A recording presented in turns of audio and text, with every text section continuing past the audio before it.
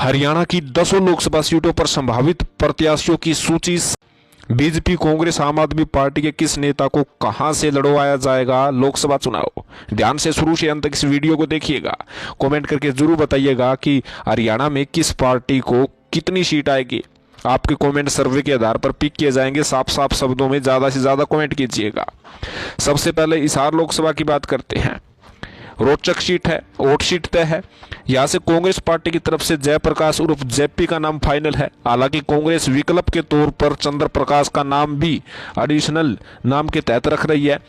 यदि हिसार ओबीसी के खाते में आ जाती है तो चंद्र प्रकाश का नाम तय है, लेकिन इस वक्त जयप्रकाश का नाम कांग्रेस की तरफ से फाइनल है। वहीं बीजेपी की तरफ से कुलदीप बिश्नोई को बनाया जा सकता है भाजपा की तरफ से लोकसभा प्रत्याशी। हालांकि एडिशनल नाम कैप्टन अभिमन्यु का नाम भी शामिल है, यानी विजेंद्र सिंह का नाम कट सकता है अब की बार हिसार लोकसभा सीट से। भिवानी महेंद्रगढ़ लोकसभा सीट की बात करें तो कांग्रेस पार्टी की तरफ से नाम फाइनल है श्रुति चौधरी, और बीजेपी की तरफ से भी धर्मवीर सिंह का नाम बिल्कुल फाइनल है। तीसरी बार फिर से बीजेपी धर्मवीर सिंह पर भरोसा जताने के लिए तैयार है। सिरसा लोकसभा सीट पर कांग्रेस पार्टी की तरफ से पेच फंसा है। कुमारी शैलजा विधानसभा चुनाव लड़ने की इच्छा जाहिर कर दी है। यदि हाईकमान कहेगा तो तभी शैलजा लोकसभा चुनाव लड़ पाएगी। सिरसा से यदि शैलजा ने लोकसभा चुनाव के लिए हामी भर दी तो शैलजा को टिकट दी जा सकती है, या फिर चरणजीत सिंह रोड़ी की टिकट यहां से लगभग फाइनल हो चुकी है। और भारतीय जनता पार्टी की तरफ से अशोक तंवर सिरसा से चुनाव लड़ने के लिए तैयार है, और सर्वे की रिपोर्ट में भी अशोक तंवर अव्वल रहे हैं।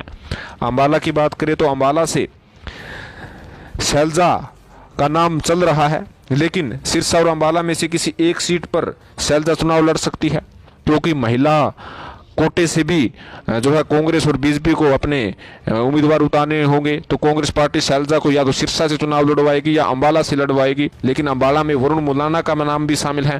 और भारतीय जनता पार्टी की तरफ से कृष्ण बेदी, जो कि पूर्व में मंत्री रह चुके हैं, उनको अंबाला सीट पर चुनाव लड़वाया जा सकता है। गुड़गांव की बात करें तो यहाँ पर कांग्रेस पार्टी की तरफ से कैप्टन अजय सिंह यादव का नाम सबसे आगे है।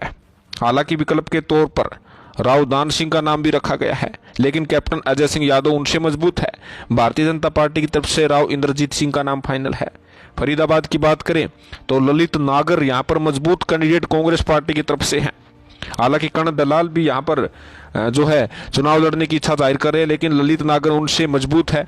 और बीजेपी की तरफ से कृष्णपाल गुर्जर को टिकट देना तय है।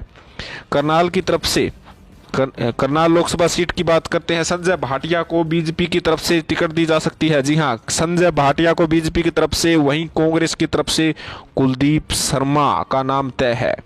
हालांकि कुलदीप शर्मा अपने बेटे को टिकट लड़वाने के लिए इच्छुक है, लेकिन बेटे और बाप में कोई ज्यादा इफेक्ट नहीं पड़ेगा। रोहतक लोकसभा सीट की बात करते हैं तो यहाँ पर भूपेंद्र सिंह हुड्डा को अब की बार कांग्रेस पार्टी दाव खेल सकती है, क्योंकि दीपेंद्र सिंह हुड्डा राज्यसभा सांसद है और राज्यसभा सीट को लेकर कोई उपचुनाव कांग्रेस पार्टी कराने की फिराक में नहीं है। भूपेंद्र सिंह हुड्डा के सामने बीजेपी की तरफ से बालकनाथ को उम्मीदवार बनाया जा सकता है। यदि बालकनाथ को नहीं उतारा जाता है तो फिर से अरविंद शर्मा रोहतक से चुनाव लड़ सकते हैं।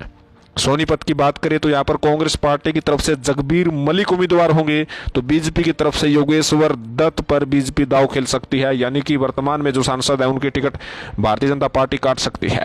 कुरुक्षेत्र, जो कि इंडिया गठबंधन के तहत आम आदमी पार्टी के खाते में चली गई है, तो यहाँ पर आम आदमी पार्टी के प्रदेशाध्यक्ष सुशील गुप्ता को चुनाव जो है आम आदमी पार्टी लड़वा सकती है।